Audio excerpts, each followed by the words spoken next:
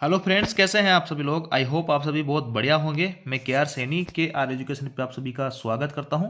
दोस्तों, आज इस वीडियो में अपन बहुत ही इंपॉर्टेंट टॉपिक पे बात करने वाले हैं, ओवर टाइम के बारे में, कि ओवर टाइम को जो है कैसे कैलकुलेट कर लेते हैं और ओवर टाइम जो है रेलवे में किस किस को मिलता है, कितना मिलता है, किस हिसाब से कैलकुलेशन करते हैं। बहुत ही ईजी वे में यहाँ पे कैलकुलेशन में लेके आया हूँ दोस्तों। और साथ ही जो है इसमें फर्स्ट रेट और सेकंड रेट क्या होती है, क्योंकि ओवर टाइम के अंदर कुछ घंटों का यहाँ पे फर्स्ट रेट के हिसाब से लगता है, कुछ घंटों का सेकंड रेट के हिसाब से लगता है। साथ ही मैं आप सभी लोगों को मेरा ओवर टाइम जो है, मेरे को प्रति हावर जो है कितना ओटी मेरा बनता है फर्स्ट रेट के हिसाब से और सेकंड रेट के हिसाब से, वो भी मैं आपको कैलकुलेट करके बताऊंगा। और इस वीडियो को देखने के बाद में आप खुद जो है अपना खुद का ओवर टाइम यहाँ पे कैलकुलेट कर सकते हैं कि आपको जो है प्रति घंटा कितना ओवर टाइम यहाँ पे देती है रेलवे। और साथ ही दोस्तों, कितने घंटे का ओटी, मतलब इसमें जो है आपको अगर ओवर टाइम के कुछ दिन अगर आप ओवर टाइम कर लोगे महीने में से, तो आपकी सैलरी जो है यहाँ पे डबल आपकी हाथ में आएगी। तो कैसे आएगी वो सारा कुछ इस वीडियो में बात करेंगे। तो सबसे पहले दोस्तों मैं रोस्टर की बात करता हूँ। सी रोस्टर और ई आई रोस्टर होते हैं, और एक और रोस्टर होता है जो 6 घंटे का होता है। सी रोस्टर आपका 8 घंटे वाला जो रोस्टर होता है उसको सी रोस्टर बोल देते हैं। ई आई रोस्टर जहाँ पे 12 घंटे की ड्यूटी होती है, जैसे कि पॉइंट्समैन होती है, या फिर जो है कई जगह स्टेशन मास्टर की भी 12 घंटे होती है, जो कि ब्रांच लाइनें होती है जहाँ पे ट्रेनें कम होती है। और यहाँ पे स्टेशन जो 12 घंटे के रोस्टर होते हैं उनको ई आई रोस्टर यहाँ पे बोल देते हैं। ई आई रोस्टर की जो ओटी की रेट होती है वो अलग होती है। सी रोस्टर जो होता है उसकी ओवर टाइम की जो रेट होती है वो अलग होती है। सी रोस्टर वाले का जो है ओवर टाइम ज़्यादा बनता है ई आई रोस्टर की बजाय, जो प्रति घंटे की मैं अगर बात करूँ तो चलिए दोस्तों, सबसे पहले अपन यहाँ पे तरीका देख लेते हैं कि किस हिसाब से जो है ओवर टाइम यहाँ पे कैलकुलेट की जाती है प्रति घंटे के हिसाब से। तो देखिए, मैं यहाँ पे कुछ चार्ट लेके आया हूँ, उसके माध्यम से आपको समझाने की कोशिश करूंगा। मैंने खुद ने बनाया है, और बहुत ईजी वे में ओवर टाइम निकालने के बहुत लोग अलग अलग तरीके अपनाते हैं, लेकिन मैं यहाँ पे एकदम शॉर्ट और स्वीट सा तरीका आप लोगों के लिए लेके आया हूँ ओवर टाइम कैलकुलेट करने का। तो सबसे पहले मैं सी रोस्टर के अंदर जो है ओवर टाइम का कैलकुलेशन कैसे करें वही करना। तरीका सेम रहेगा दोस्तों, चाहे सी रोस्टर हो, आपका ई आई रोस्टर हो, चाहे आप सेकंड जो डबल रेस्ट जिनको मिलते हैं उनका ओटी कैलकुलेट करना हो 12 घंटे के अंदर, या फिर जो है जिनको सिंगल रेस्ट मिलता है उनका ओटी कैलकुलेट करना है। तरीका यही रहेगा। बस जो है यहाँ पे कुछ चीज़ें चेंजेस हो जाएगी, वो क्या क्या हो जाएगी मैं आपको बताऊंगा।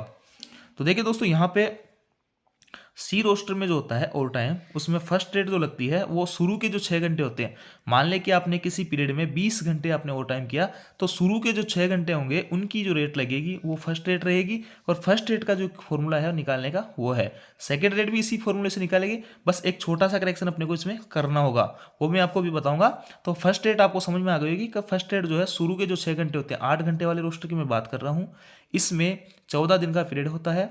यानी कि 14 दिन में जो ओटी होता है, कितना ओवर टाइम आपने किया है, जो ड्यूटी घंटे आपके होते हैं उसके अलावा आपने कितने घंटे बात की। मैं बात करूँ स्टेशन मास्टर्स की, तो इसके अंदर 14 दिन के अंदर इनको 102 घंटे की जो है ड्यूटी यहाँ पे करनी होती है। अगर सपोज डेट इन्होंने 102 घंटे की जगह यहाँ पे 120 घंटे इन्होंने इस 14 दिन के पीरियड में कर लिया, जो कि आपका संडे टू सैटरडे चलता है, 2 वीक का होता है, तो इसमें आपने अगर 120 घंटे अगर काम किया है, तो यहाँ आपका ओटी जो है कितने घंटे का बन गया, 18 घंटे का बन गया।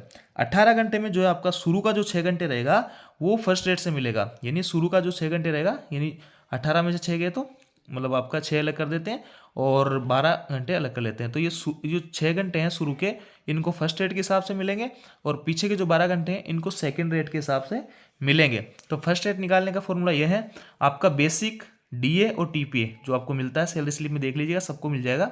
और देखिए, जितने दिन का आपका पीरियड होता है, मान लेते हैं कि आप स्टेशन मास्टर का 8 घंटे का जो रोस्टर होता है सी रोस्टर, उसमें 14 दिन का इनका पीरियड चलता है, तो 14 से इसको मल्टीप्लाई करना है।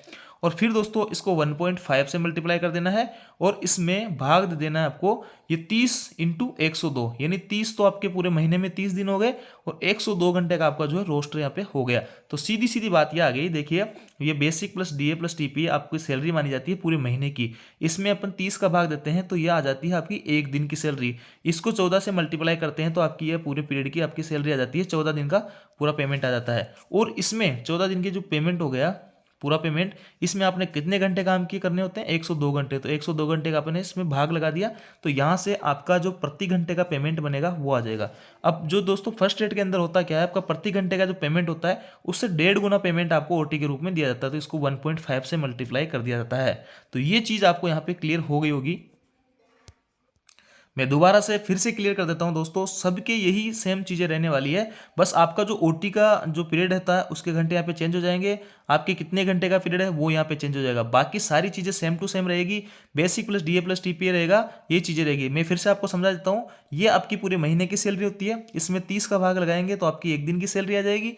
एक दिन की सैलरी को यहाँ पे जितने दिन का आपका पीरियड होता है, यानी 14 दिन का पीरियड होता है सी रोस्टर में, तो इसको 14 से मल्टीप्लाई करेंगे तो 14 दिन का जो है आपका यहाँ पे पेमेंट आ जाएगा। अब आपने कितने घंटे काम किए 14 दिन में, 102 घंटे आपको काम जो है यहाँ पे ड्यूटी रोस्टर होता है, 102 घंटे आपके काउंट होते हैं। तो 102 का अगर अपने इसमें भाग लगा दिया तो फिर जो है आपके प्रति घंटे का जो पेमेंट मिल रहा है वो आ जाएगा। और प्रति घंटे का जो पेमेंट आ रहा है उसको 1.5 से मल्टीप्लाई कर देते हैं, क्योंकि फर्स्ट रेट के अंदर आपको 1.5 गुना पेमेंट मिलता है आपकी जो सैलरी होती है उसका।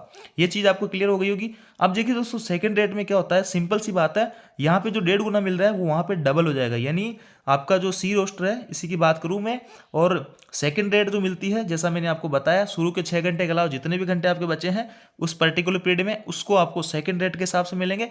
और सेकंड रेट में आपको कुछ नहीं करना, बस डबल, यानी आपको जितना पेमेंट यहाँ पे मिल रहा होता है प्रति दिन के हिसाब से, प्रति घंटे के हिसाब से, उसको यहाँ से 2 से मल्टीप्लाई कर देंगे तो आपका जो है यहाँ पे ओवर टाइम निकल के आ जाएगा। 6 घंटे से ऊपर के जितने भी घंटे होंगे उनका, तो इनको जो है आप ऐड कर लेंगे और टोटल आपका जो है फर्स्ट रेट के हिसाब से कितना पेमेंट बना, सेकंड के हिसाब से कितना पेमेंट बना, और इतना आपका टोटल ओटी ऐसे हो जाएगा।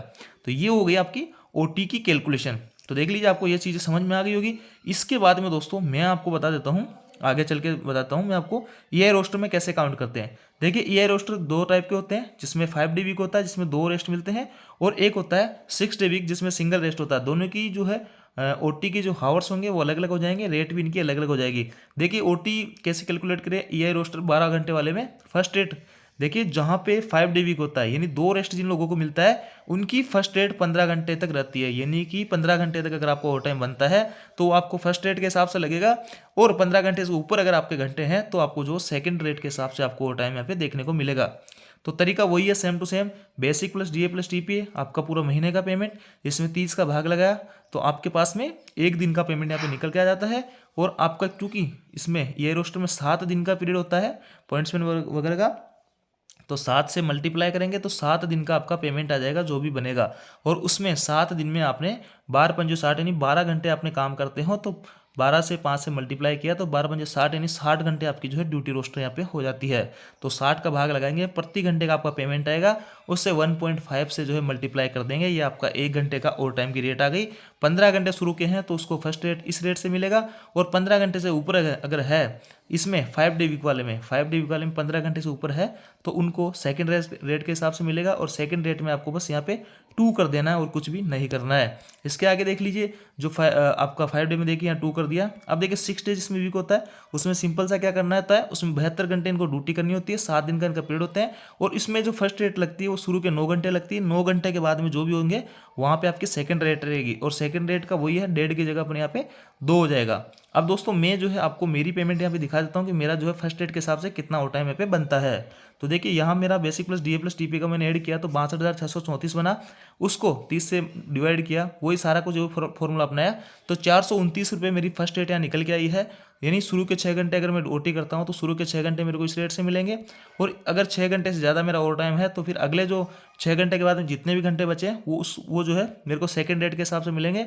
और सेकंड रेट जो है मैंने यहाँ पे 1.5 की जगह 2 किया तो मेरी सेकंड रेट निकल के आ रही 573.12, यानी कि इतना जो है ओवर टाइम मेरे को यहाँ पे मिलने वाला है, जो कि 6 घंटे के बाद में सेकंड रेट जो है 573.12 बहुत ही अच्छी खासी वो होती है दोस्तों। और साथ ही यहाँ पे देखिए सारी कुछ चीज़ें जो है बेसिक डीए टीपीए पे ही निर्भर करती है। देख लीजिए आप, फिर से मैं दिखा देता हूँ, ये देखिए बेसिक डीए और टीपीए, अगर जैसे बेसिक डीए वगैरह आपका बढ़ता है तो उस हिसाब से आपकी ओवर टाइम की रेट वगैरह बढ़ती जाती है, नाइट ड्यूटी वगैरह बढ़ती जाती है, सारे कुछ भत्ते जो होते हैं बेसिक डीए पे ही डिपेंड करते हैं। तो जैसे जैसे अगर आपके इंक्रीमेंट वगैरह लगते हैं तो आपकी ओटी वगैरह की रेट यहाँ पे बढ़ती जाती है। जैसे कि मान लेते हैं मेरा बेसिक तो जो 41-42 है, किसी का बेसिक यहाँ पे 90,000 भी है किसी मास्टर का, तो उसका जो रेट बनेगी वो यहाँ पे 1200-1300 के हिसाब से प्रति घंटे के, यानी प्रति घंटा ओवर टाइम उसका इतना बनेगा 1200-1300 के करीब।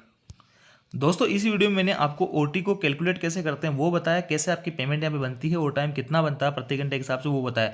एक अगले नेक्स्ट वीडियो में मैं आपको यहाँ पे ओवर टाइम भरते कैसे हैं, फॉर्म में कैसे फिलअप करके देना होता है, कैसे अपने फर्स्ट रेट सेकंड रेट लगा के सारा कुछ कैलकुलेशन करते हैं, वो भी मैं आपको किसी नेक्स्ट वीडियो में बताऊंगा। साथ ही इस टॉपिक बात करता हूँ कि किस किस को ओवर टाइम मिलेगा। तो दोस्तों ऑपरेटिंग विभाग में, परिचालन विभाग में जो भी डिपार्टमेंट है, जैसे कि आपका स्टेशन मास्टर हो गए या फिर जो है ग्रुप डी में आपके पॉइंट्समैन वगैरह हो गए, और इन लोगों को यहाँ पे जो ऑपरेटिंग से डिपार्टमेंट में आते हैं उन्हीं को ओटी मिलता है। बाकी टीटी वगैरह हो गए, सीसीटीसी वगैरह हो गए, बुकिंग हो गए, रिजर्वेशन हो गए, पार्सल हो गए, इनमें से किसी भी लोगों को जो है ओटी नहीं मिलता है। ट्रैकमैन को भी ओटी नहीं मिलता है। तो जो ऑपरेटिंग में आते हैं परिचालन विभाग में, उनको ही यहाँ पे ओवर टाइम दिया जाता है। तो आई होप दोस्तों जानकारी अच्छी लगी होगी। वीडियो आपको अच्छा लगा तो वीडियो को लाइक कीजिए, दोस्तों के साथ शेयर जरूर कीजिए। और आपका जो है प्रति रेट के हिसाब से, प्रति घंटे के हिसाब से फर्स्ट रेट और सेकंड रेट में कितना ओवर टाइम बन रहा है जरूर कमेंट कीजिए। और क्योंकि दोस्तों जैसे ही आप अगर कैलकुलेशन करोगे तो आपके दिमाग में एकदम स्थिर हो जाएगी चीज़ें कि जो है एक्चुअल में होता क्या है, ओवर टाइम कैसे कैलकुलेट करते हैं। तो सभी भाई लोग अपनी अपनी जो है प्रति घंटे की जो है यहाँ पे फर्स्ट रेट और सेकंड रेट में कितना कितना ओटी आपका यहाँ पे बन रहा है जरूर कमेंट करके बताइए। Thank you.